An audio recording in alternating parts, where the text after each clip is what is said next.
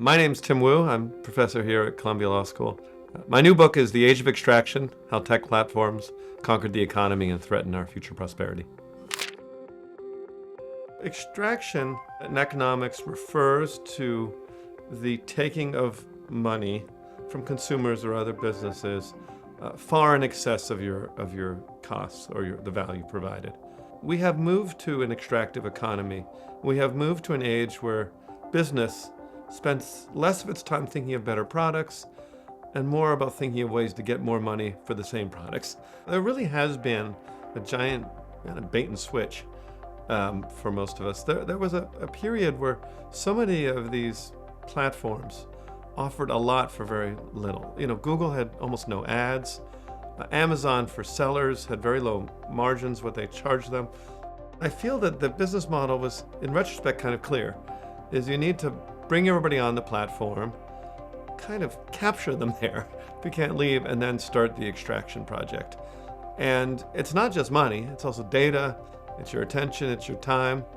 And so I kind of wrote a book going back to the writings in the 90s and the early thousands and figuring out like what we were saying and maybe where we went wrong. We were so optimistic about the internet, and we had this vision it was going to make everybody rich and bring democracy everywhere, and the future was just going to be grand.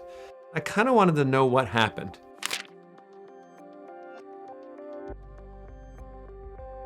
Why are the big tech companies investing so much in artificial intelligence? What do they see in it?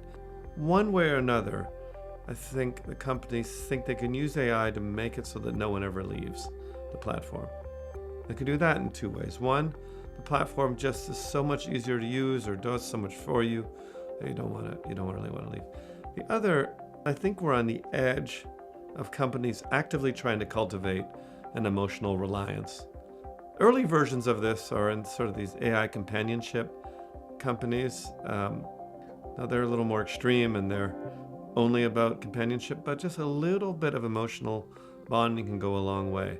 OpenAI started as a company that was supposed to be more careful than Google, how doing everything. Safer AI was their whole idea. And they have all these warnings about emotional reliance in their internal ethics documents. But I think they're very tempted, particularly as they become more serious about being for-profit and understanding, the utility of people not wanting to leave ChatGPT because they see it as their friend.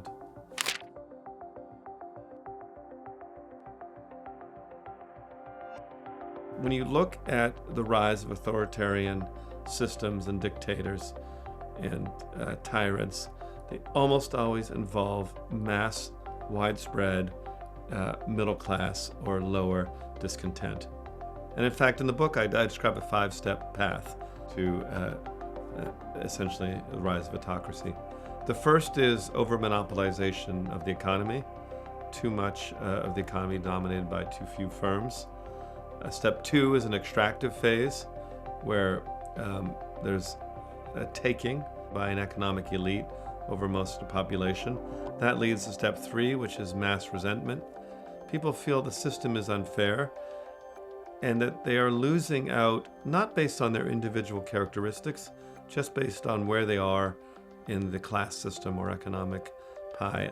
Fourth, and this is the key moment, is whether the country or the democracy can respond to this imbalance. If not, they do create the conditions for the rise of the strongman, particularly after a big crash. And that strongman says to the people, this democracy stuff is not working. I will do what you want. I am on your side. And that is, I think, the direct path to serfdom. When people have given up on democracy, they throw in their lot with the authoritarian populist dictator, and then he uses that power to transform the country into his own object.